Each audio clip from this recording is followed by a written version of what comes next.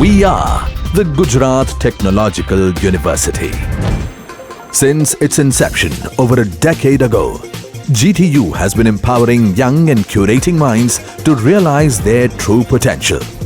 Over 4 lakh inspired students are enrolled with one of the premier academic universities in India. With more than 450 affiliated colleges in its fold operating across 5 zones of the state, GTU, the International Innovative University, your place to move forward.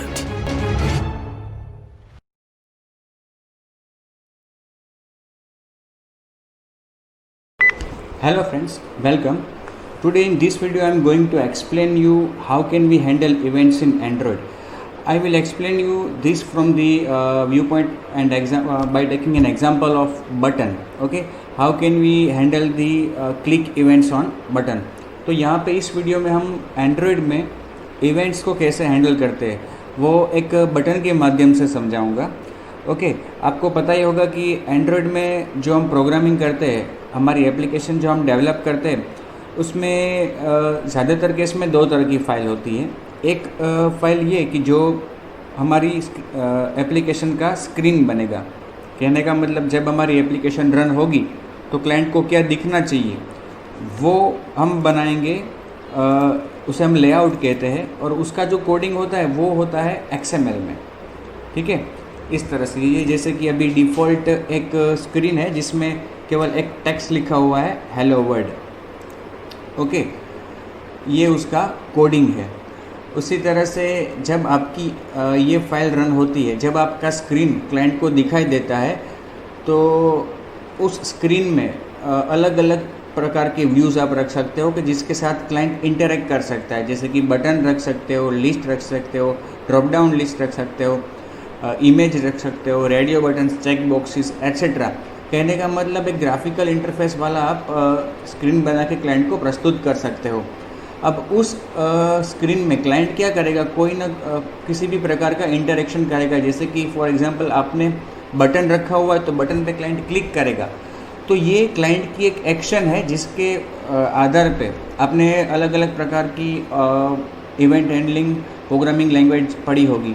जैसे कि जावा है, .NET है, C# है, कि client की ऐसी कोई भी प्रवृत्ति हमारी एप्लीकेशन में एक इवेंट को जन्म देती है. जैसे कि क्लाइंट बटन पे क्लिक करता है तो उसकी असर क्या होती है, एक इवेंट जनरेट होती है.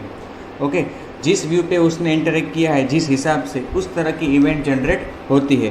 तो इवेंट हैंडलिंग में क्या होता है, इवेंट ड्राइवन प्रोग्रामिंग लैंग्वेज में, कि जब क्लाइंट की ऐसी कोई भी इवेंट एक्शन होती है तो उसके आधार पे इवेंट जनरेट होती है. और as a developer it is our responsibility to give him response.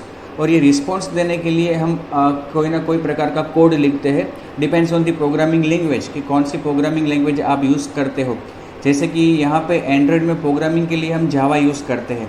और वो फाइल जो होती है हमारी स्क्रीन से जुड़ी, ये जो लेआउट है हमारा जिसका नाम है activity-main.xml, ये लेआउट शो कहाँ से हो रहा है, अपनी इस एक्टिविटी से जिसका नाम अभी मेन एक्टिविटी है.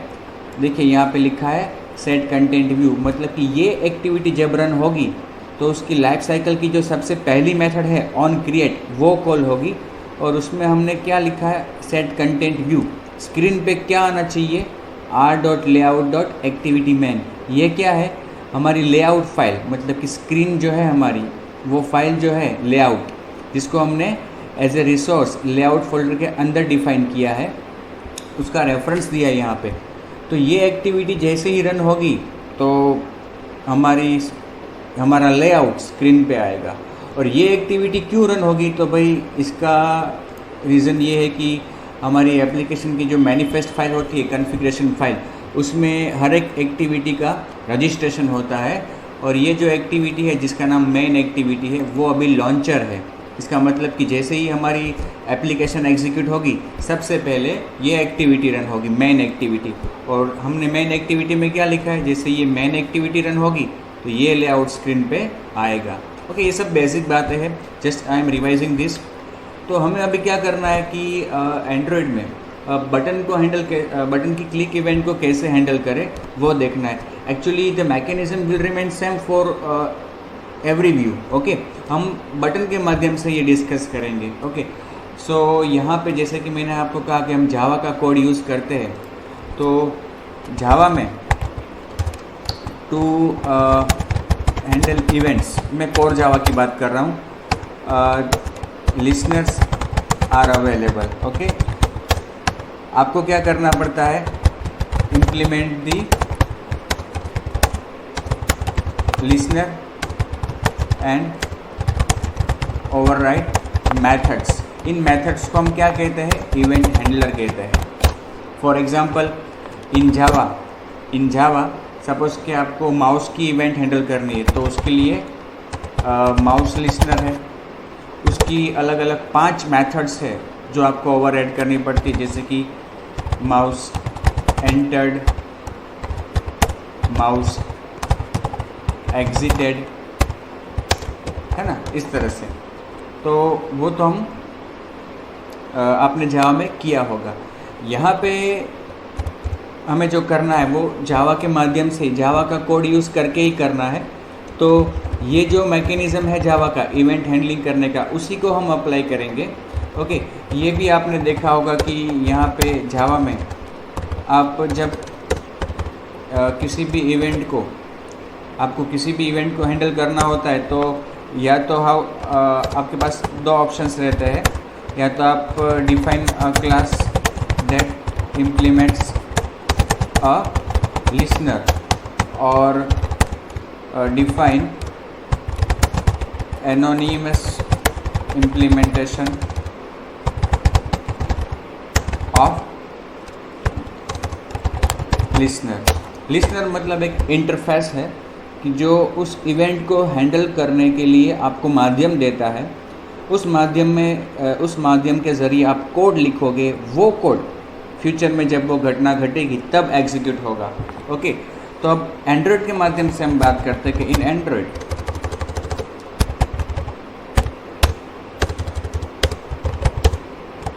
To handle events.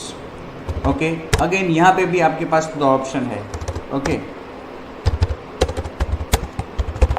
Listeners are available,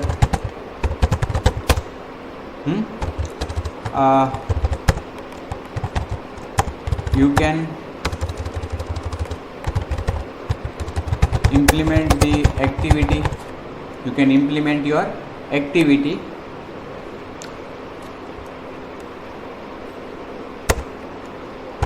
with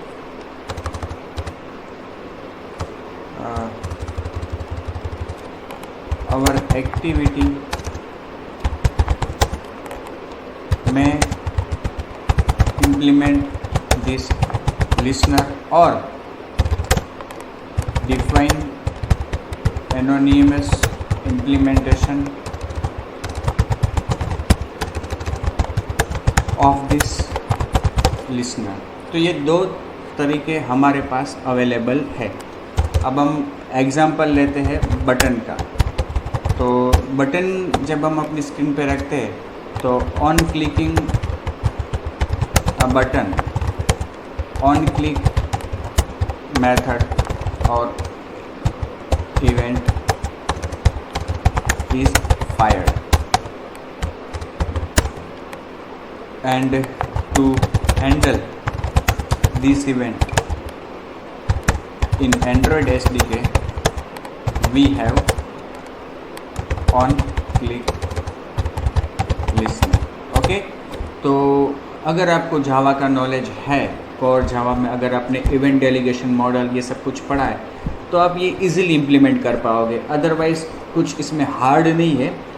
किसी भी और प्रोग्रामिंग लैंग्वेज का नॉलेज हो तो भी आप ये इजीली समझ पाओगे। और अगर किसी भी प्रोग्रामिंग लैंग्वेज का नॉलेज सपोज़ आपको इवेंट हैंडलिंग के माध्यम से रिगार्डिंग टू इवेंट हैंडलिंग नहीं है, बिल्कुल चिंता मत कीजिए। ये मैकेनिज़्म इतना सिंपल है, इतना इजी है। और जब हम एंड्रॉयड स्टूडियो का यूज़ करते हैं तो 50% थिंग्स तो वो अपने आप हमें कर देता है। ओके, केवल हमें नाम पता होना चाहिए, क्या हम कर रहे हैं और क्या करना चाहते हैं वो पता होना चाहिए। ओके, तो चलिए अपनी स्क्रीन पे पहले एक बटन को प्लेस करते हैं। क्या करूँगा मैं यहाँ पे, मेरा जो लेआउट है, ओके, उसमें जाके कोडिंग में यहाँ पे पहले तो मैं उसका लेआउट चेंज करूँगा, रिलेटिव लेआउट कर देता हूँ, ठीक है मैं। और जो एक टेक्स्ट व्यू है उसकी जगह पे मैं रखता हूँ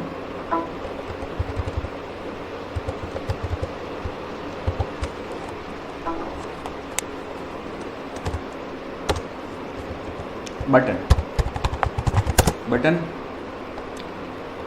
उसकी हाइट और विड्थ हम रखेंगे wrap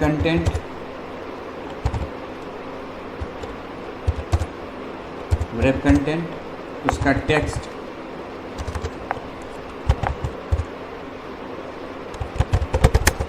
क्लिक मी,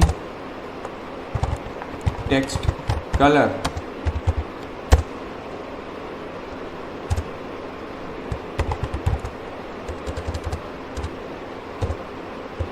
फिर टेक्स्ट साइज, ओके। और रिलेटिव लेआउट है, सेंटर में रखना है इसको स्क्रीन के, तो सेंटर इन पेरेंट ट्रू। तो इस तरह से हमारा जो बटन है वो स्क्रीन के बराबर सेंटर में आएगा, ठीक है। अब इस बटन के ऊपर मुझे इवेंट हैंडल करनी है। ये बटन एक्चुअली है कहाँ पे? XML फाइल में है। और जैसा कि मैंने आपको बताया, हम जावा के कोड के द्वारा इसकी इवेंट्स को हैंडल करेंगे। तो देखा जाए तो XML अलग लैंग्वेज है, जावा भी अलग लैंग्वेज है, दोनों में काफ़ी डिफरेंस है। फिर ये कैसे पॉसिबल हो पाएगा कि जो बटन अभी XML के अंदर डिफाइन किया है, XML फाइल में है, उससे हम जावा के कोड द्वारा कैसे एक्सेस कर पाएंगे? आपने अगर कोर जावा में इवेंट हैंडलिंग किया है तो आपको शायद याद होगा कि आप जब बटन की क्लिक इवेंट जावा के माध्यम से हैंडल करते थे कोर जावा में, तो बटन को आप डिफाइन भी जावा में ही करते थे। कहने का मतलब आप जावा में ही ऐसा कोड लिखते थे, button some button is equal to new, sorry, ऐसा लिखते थे आप। और बटन मतलब कि ऐसा कोड लिखने से आपका बटन बनता भी यही था। आप उसको ऐड भी इसी तरह से कोड लिख के करते थे, फ्रेम पे या एप्लेट पे या स्विंग में कहीं पे, ठीक है। तब जाके आप उस बटन की इवेंट को यहीं पे हैंडल कर पाते थे। लेकिन अभी तो क्या है, इन एंड्रॉयड कि बटन तो आपका पूरा XML फाइल में डिफाइन हुआ है। तो यहाँ पे तो एक चीज़ हो सकती है कि अगर हमें उस बटन का जो स्क्रीन पे दिख रहा है उसका रेफरेंस कहीं से मिल जाए तो हम इजीली उसको उसकी इवेंट को हैंडल कर सकते हैं। तो यहाँ पे जब आपकी ये एक्टिविटी रन हो रही है तो स्क्रीन पे ये लेआउट शो हो रहा है, मतलब कि बटन भी स्क्रीन पे है। अगर कोई चीज़ स्क्रीन पे अभी दिख रही है तो उसका रेफरेंस हम ले सकते हैं। और उसके लिए हमारे पास जावा एंड्रॉयड SDK में एक मेथड अवेलेबल है, फाइंड व्यू बाय ID। जो स्क्रीन पे है उसको उसके ID के ज़रिए एक्सेस करो। तो बटन का ID क्या है वो तो हमने डिफाइन नहीं किया, ठीक है। बटन दिख तो रहा है लेकिन उसका ID तो होना चाहिए। तो चलिए हम उसका एक ID डिफाइन करते हैं। अब ID उसका बाय डिफ़ॉल्ट तो आया नहीं है, तो हमें डिफाइन करना है। जब हमें डिफाइन करना हो तो ये +ID वाला हमें सिलेक्ट करना चाहिए। इससे क्या होगा कि ये जो ID हम यहाँ पे डिफाइन करेंगे वो एंड्रॉयड ऑपरेटिंग सिस्टम में अंदर भी डिफाइन हो जाएगा, मतलब डिवाइस में हमारी एप्लीकेशन की मेमोरी में वो डिफाइन हो जाएगा, तो हम उसे कहीं भी एक्सेस कर पाएंगे। अब सपोज यहाँ पे हम उसको नाम देते बटन 1 केवल। ये जो हम ID लिखेंगे ना वो उसकी r.java फाइल में डिफाइन हो जाएगा। कौन सी फाइल में? r.java file.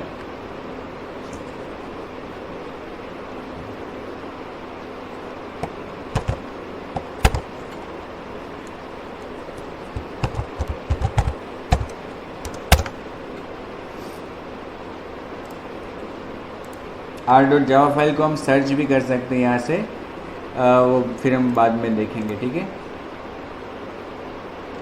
अभी हमने इसको क्या ID दिया बटन 1, और उसको हम एक्सेस कहाँ पे करेंगे अभी अपनी इस जावा की एक्टिविटी में।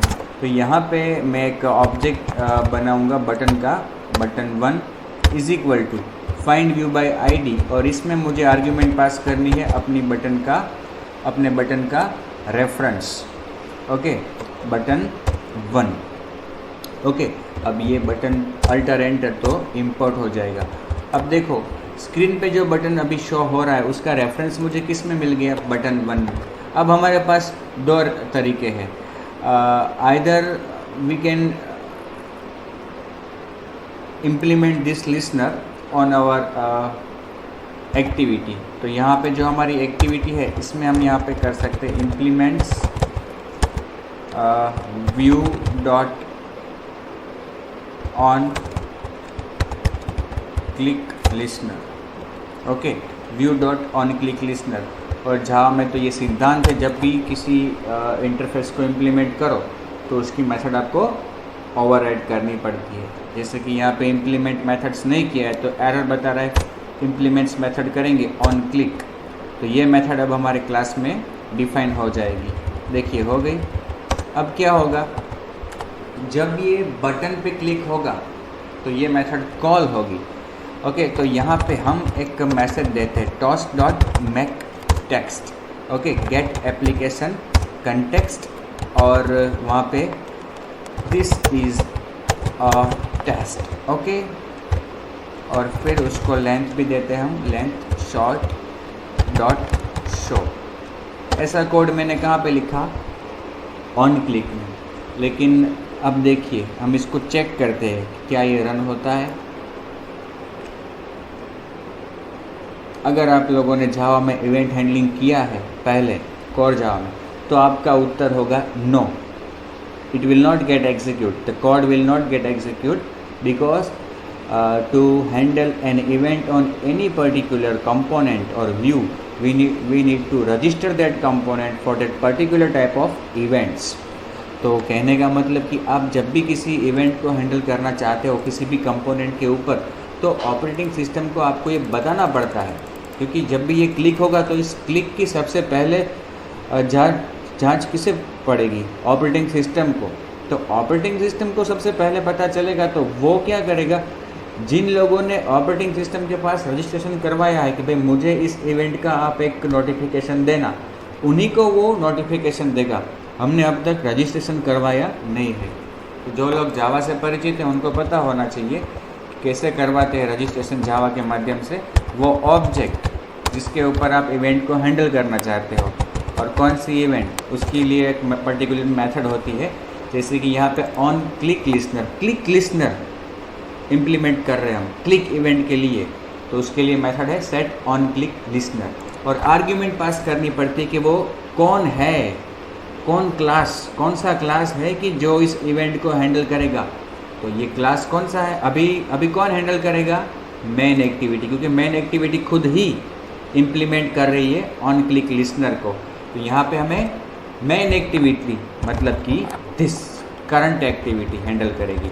तो अब हमने रजिस्ट्रेशन करवाया बटन 1 के ऊपर इवेंट का, तो अब बटन 1 जब क्लिक होगा तो जो भी उसका लिसनर है उसको नोटिफाई किया जाएगा, और उस लिसनर की ऑन क्लिक मेथड मतलब कि ये अभी हमारा लिसनर बन गया एक्टिविटी, और उसके अंदर हमने ये मेथड डिफाइन किए। देखिए मेन एक्टिविटी के अंदर ही मेथड है तो वो रन होगी।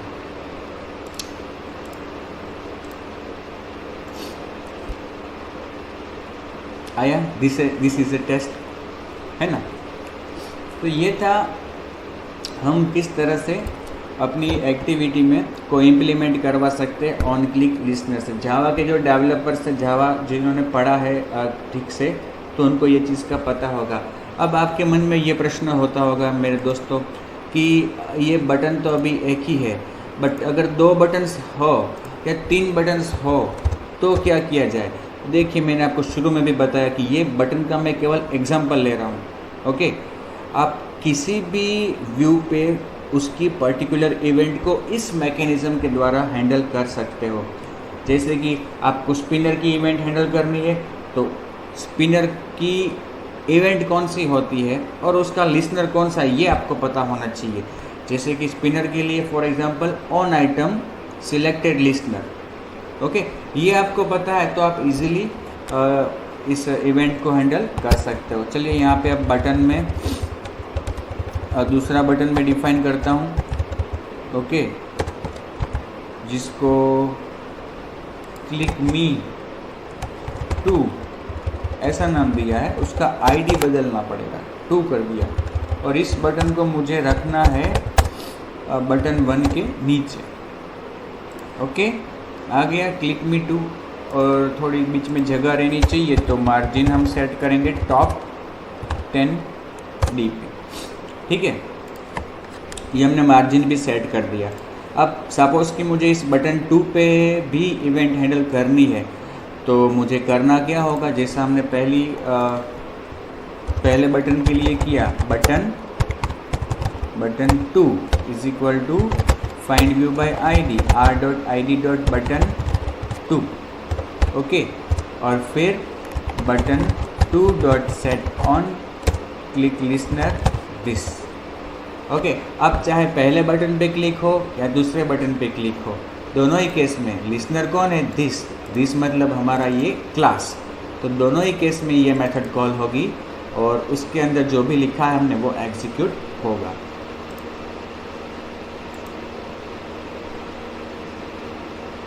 इंस्टॉल हो रही है हमारी application. See click me, this is a test, click me two, this is a test. तो दोनों ही केस में हमारी जो मेथड है वो एग्जीक्यूट हुई। लेकिन आप तो ज़्यादातर केस में ऐसा चाहोगे मेरे दोस्तों कि दोनों के ऊपर अलग अलग कोड को हम रन करें। जैसे कि आपने 2 बटन रखे हैं या 3 बटन रखे, तो आपका कुछ इंटेंशन होगा, पर्पस होगा, हर एक बटन के ऊपर आप अलग अलग प्रकार का कोड एग्जीक्यूट करना चाहोगे। तो यहाँ पे एक्चुअली करना क्या है आपको पता है, जैसा आप जावा में करते थे। देखो यहाँ पे ऑन क्लिक मेथड में हमें एक आर्ग्यूमेंट मिल रही है व्यू टाइप की वी। एक्चुअली जो बटन है हमारा वो व्यू है, तो दोनों ही बटन व्यू के ऑब्जेक्ट्स हैं। तो जो भी बटन क्लिक हुआ है वो यहाँ पे रेफरेंस की तरह पास होगा, और ऑपरेटिंग सिस्टम का ये कर्तव्य है, वो हमें ये रेफरेंस पास करती है। ओके, क्योंकि सबसे पहले किसे पता चलता है कि ऐसा हुआ, सबसे पहले पता चलता है ऑपरेटिंग सिस्टम को, और वो हमें इत्तला करती है। तो देखो आपको कुछ नहीं करना, यहाँ पे आप चलिए v.get_id, व्यू का आईडी गेट करो। अगर वो पहला वाला बटन है तो वो मैच होगा बटन 1 से, और अगर वो दूसरा वाला बटन है तो मैच होगा बटन 2 से। Yes, you are correct. Okay, अब यहाँ पे हम मैसेज चेंज कर लेते हैं। ओके, हम लिख देंगे बटन 1 क्लिक हुआ, बटन 1 क्लिक्ड, और यहाँ पे हम क्या लिखेंगे, बटन 2 क्लिक्ड। ओके,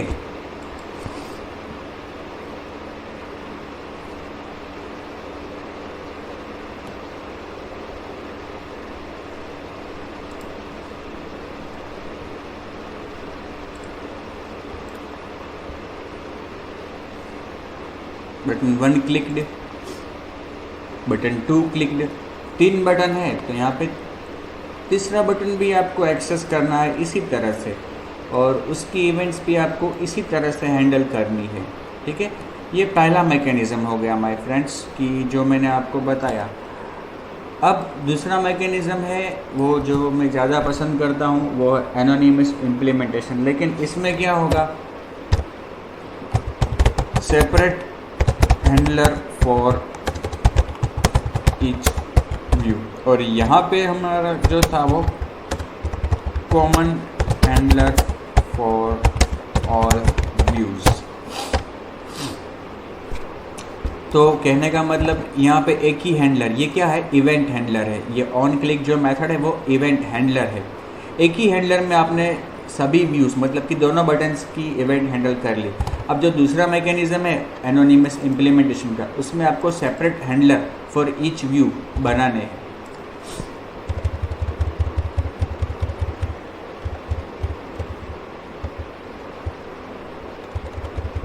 तो इस कोड को मैं यहाँ से निकाल देता हूँ अभी।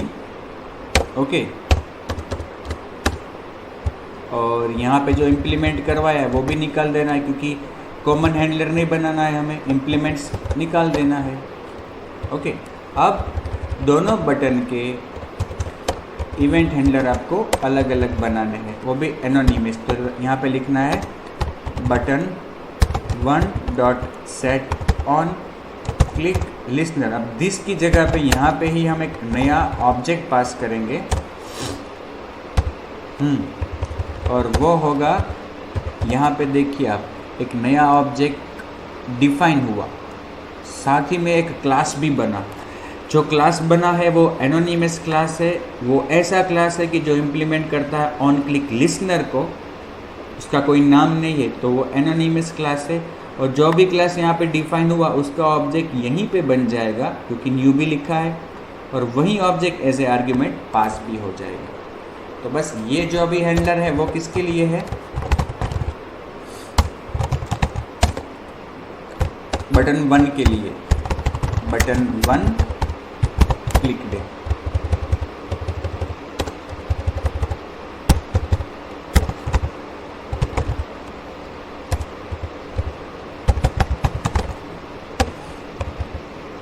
ओके, अब उसी तरह से बटन 2 के लिए भी button 2 dot set on click listener new view dot on click listener. यहाँ पे भी एनोनिमस इम्प्लीमेंटेशन, ठीक है। जब ये रेड लाइन अंडरलाइन आती है एरर को सॉल्व करने के लिए, तो मैं अल्टर एंटर प्रेस करता हूँ, उससे मुझे सुझाव मिलते हैं एंड्रॉयड स्टूडियो के द्वारा, और कई केसेस में वो अपने आप सॉल्व भी कर देता है। ओके, तो यहाँ पे ये जो बटन 2 के लिए हैंडलर है, तो उसमें मैं क्या लिखूँगा, बटन 2 क्लिक दे, ठीक है।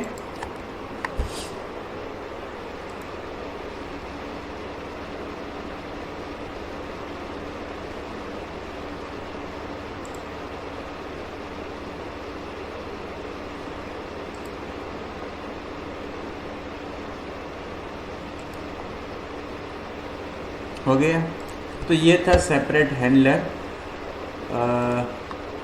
किस तरह से हम हर व्यू की इवेंट को अलग अलग हैंडल सेपरेट हैंडलर के द्वारा हैंडल कर सकते हैं। तो ये था दोस्तों, एंड्रॉयड में इवेंट्स को कैसे हैंडल करें ये चीज़। अब जब हम बटन की बात करते हैं, बटन व्यू की बात करते हैं, तो बटन व्यू के लिए इवेंट को हैंडल करने के लिए हमारे पास तीसरा एक विकल्प भी अवेलेबल है, केवल बटन्स के लिए।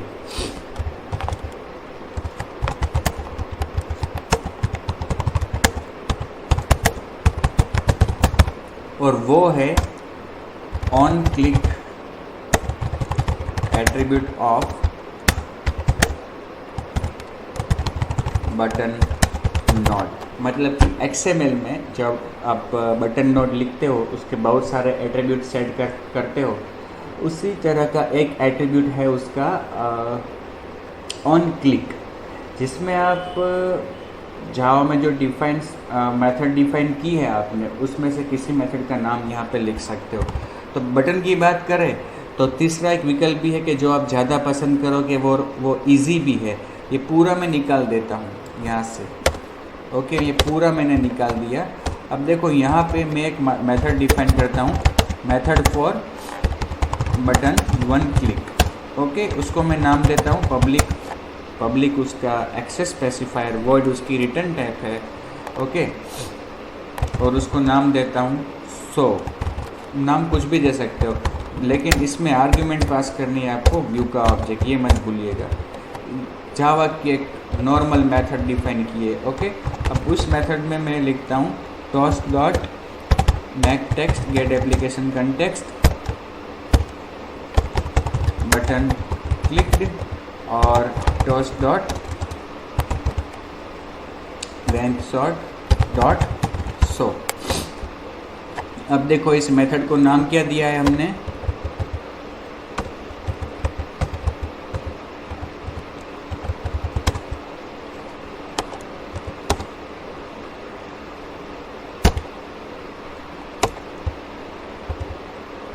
अच्छा मेरे भाई, इस मेथड को मैंने ऑन क्रिएट के अंदर ही डिफाइन किया है। एक्चुअली ये मेथड कहाँ पे होनी चाहिए, ऑन क्रिएट के बाहर। ओके, इसको नेस्टेड मेथड नहीं बनाना है अपने को, ठीक है। तो मेथड का नाम क्या रखा हमने, शो। अब ये मेथड में बटन 1 पे क्लिक करे क्लाइंट तब कॉल करवाना चाहता हूँ, तो हमारा जो लेआउट है उसमें ये बटन 1 हमारा, उसके अंदर जाके आपको उसका एक एट्रीब्यूट सेट करना है ऑन क्लिक। देखो यहाँ पे उसने सजेशन दे दिया आपको शो। अभी इसको मैं एग्जीक्यूट करता हूँ, क्या होता है देखते हैं।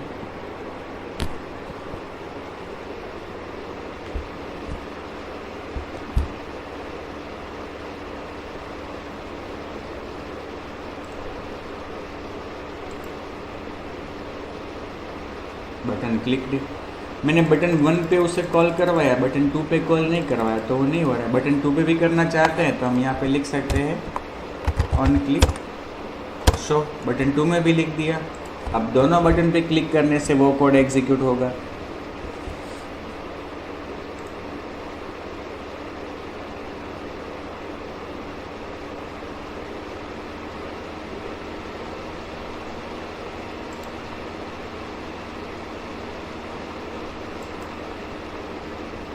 ठीक है, अब दोनों पे आपको अलग अलग तरह के मैसेज प्रिंट करवाने हैं, तो यहाँ पे आपको ये देखो हमने जो आर्ग्यूमेंट पास की है v, उसमें जो भी बटन क्लिक हुआ है उसका रेफरेंस मिल रहा है। तो हम यहाँ पे चेक कर सकते हैं v.getID equal to r.id.button1। Okay, तो हम इस टोस्ट मैसेज को डिस्प्ले करेंगे और उसमें मैसेज लिख देते हैं हम button 1 clicked, else if v.getID equal to r.id.button2।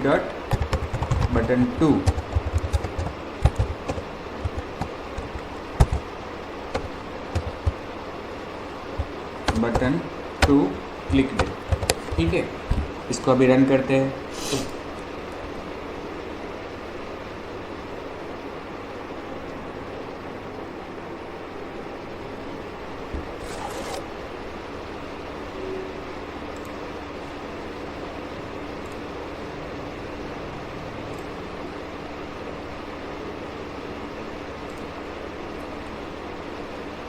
Button 1 click, button 2 click.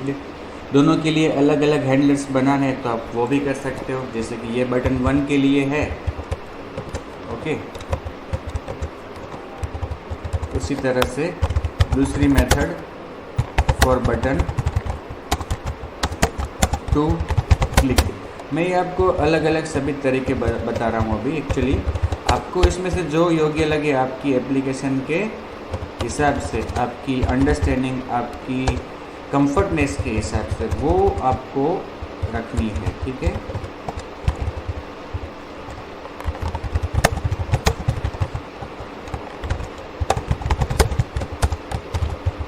Method ऐसी होनी चाहिए जिसका रिटर्न टाइप वॉइड हो, पब्लिक हो, उसका एक्सेस स्पेसिफायर और उसमें एक आर्ग्यूमेंट हो व्यू। इसका नाम मैं रखता हूँ show1, इसको नाम दे देता हूँ show2। ओके, ये भी याद रखना है आपको कि शो में यहाँ पे आर्ग्यूमेंट भले ही लिखी है हमने, आपको जब आप XML में ऑन क्लिक में इसको मेंशन करते हो तो कोई आर्ग्यूमेंट पास आपको नहीं करनी है। वो आर्ग्यूमेंट पास कौन करेगा? अपनी OS एंड्रॉयड। अब देखो इस तरह से दो अलग अलग मेथड्स डिफाइन किए, तो जो बटन 1 है हमारा उसमें हम क्या लिखेंगे show1, और जो मेथड 2 बटन 2 है हमारा उसमें क्या लिखेंगे हम show2। ठीक है,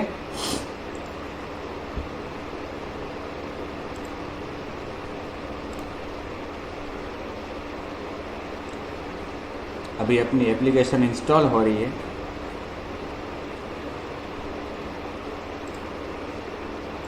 क्लिक मी, बटन 1 क्लिक्ड, क्लिक मी 2, बटन 2 क्लिक्ड। तो ये थे अलग अलग तरीके जिसके द्वारा हम बटन की इवेंट्स को हैंडल कर सकते हैं। ठीक है, ये भी एक तरीका जो है जो सिंपल है, इजी है। इसके पहले वाले दो तरीके जो मैंने आपको बताए वो भी इजी ही थे। डिपेंड्स ऑन यू कि आप किससे ज़्यादा पसंद करोगे। मेरे ख्याल से अगर आप टेस्टिंग के लिए कोड लिखना चाहते हो तो टेस्टिंग के लिए ये बेहतर तरीका है, और अदरवाइज़ एप्लीकेशन को डेवलप कर रहे हो तो वो सेपरेट हैंडलर वाला तरीका जो है वो ज़्यादा बेहतर रहता है, क्योंकि एक ही एप्लीकेशन में कई सारे व्यूज़ होते हैं और हर एक की अलग अलग इवेंट्स भी होती है। तो मेन एक्टिविटी इतने सारे लिसनर को इम्प्लीमेंट्स करें, उससे बजाय ये अच्छा रहेगा कि आप एनोनिमस इम्प्लीमेंटेशन डिफ़ाइन करके जहाँ पे उसकी ज़रूरत है कोड की, वहीं पे वो डिफ़ाइन हो जाएगा। तो ये भी एक अच्छा हमारे पास विकल्प रहता है कि हम हर एक व्यू के लिए सेपरेट हैंडलर डिफ़ाइन कर दें। ओके, और अदरवाइज मैंने आपको शुरू में ही बताया, depends on you, it is your choice, your comfortness, how you feel easy and how you are familiar with which. शुरू में मैंने आपसे कहा था वो r.java फाइल, ठीक है ना, कि हम अपने प्रोजेक्ट में जब भी कुछ नया ऐड करते हैं, कोई रिसोर्स ऐड करते हैं, कोई फाइल ऐड करते हैं, तो ऑटोमेटिकली एक फ़ाइल है जो कंपाइल होती है r.java। लेकिन एंड्रॉयड के ये वर्ज़न 3.3 और 3.2 में उसे बाहर कर दिया गया है। ये फाइल अब r.java यहाँ पे इस एंड्रॉयड स्टूडियो में जो मैं यूज़ कर रहा हूँ 3.3 उसमें अवेलेबल नहीं है। फिर भी अगर आप लिस्टिंग देखना चाहो कि जो यहाँ पे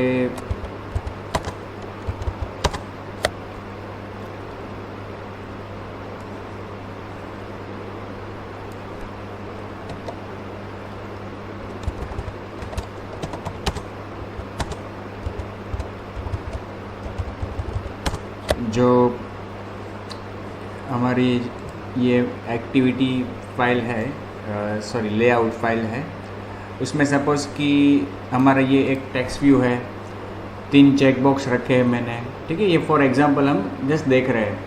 तो उसमें आपको देखना है कि ये भाई आईडी मैंने बनाया तो वो आईडी किधर गया, मतलब कि हम ये आईडी बना रहे बटन 1 और उस आईडी के द्वारा हम यहाँ पे एक्सेस भी कर रहे हैं, जैसे कि button is equal to button find view by ID r.id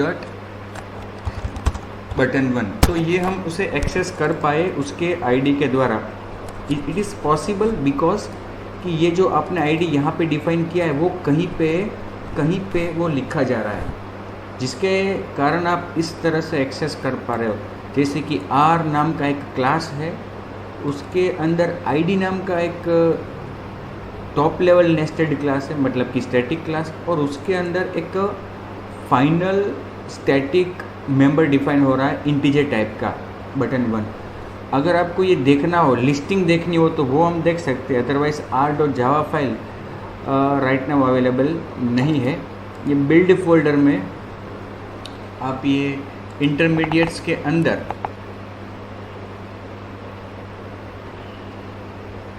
run time symbol list, उसमें ये डिबग और r.txt। अब देखिए यहाँ पे आपका ये जो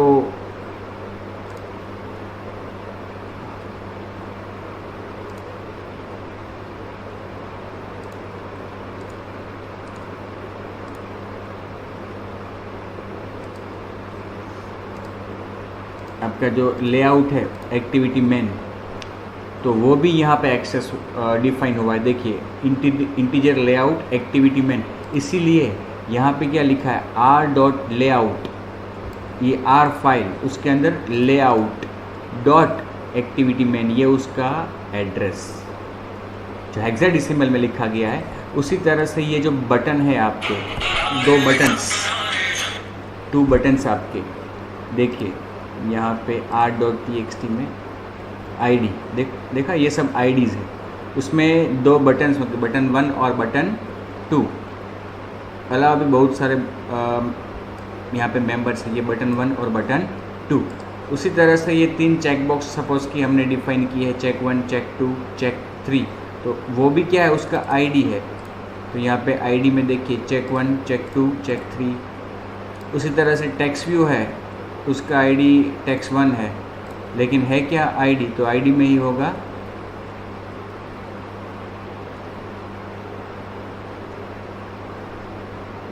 टेक्स्ट 1 है। इस तरह के जितने भी रिसोर्सेज हैं आपके, उन सभी के लिए देखिए ये मीप मैप है, तो ये mipmap, IC launcher round, string resource जितने भी हैं आपके वैल्यूज़ के अंदर, स्ट्रिंग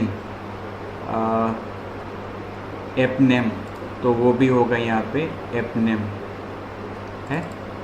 मतलब कि जितने भी आपके यहाँ पे रिसोर्सेज है आपके और इनबिल्ट एंड्रॉयड ने जो ऐड किए हैं आपके एप्लीकेशन को बनाते वक्त, उन सभी का यहाँ पे लिस्ट होता है। पहले के वर्जन्स में एक r.java नाम की फाइल ही बनती थी, उसके अंदर ये सभी nested top level nested class बनते थे अलग अलग प्रकार के। जैसे कि लेआउट है तो वो भी उसका एक क्लास बनेगा, फिर आईडी है तो वो भी एक क्लास बनेगा, इस तरह से। ठीक है, तो ये थी r.txt फाइल कि जो आपकी एप्लीकेशन को बिल्ड करते वक्त ऑटोमेटिक जनरेट होती है, और यहाँ पे सभी चीज़ों के रेफरेंस होते हैं जिसके द्वारा आप अपने .java फाइल मतलब कि एक्टिविटी फाइल में इन सबको एक्सेस कर सकते हो। क्योंकि जो हमारा जो मैंने एग्जांपल में कहा था आपसे कि बटन है वो XML में डिफाइन हुआ है, तो XML में है और हम उसे जावा में एक्सेस कर पा रहे हैं because due to this file के ज़रिए हम उसको वहाँ पे एक्सेस कर पा रहे हैं। Okay, thank you.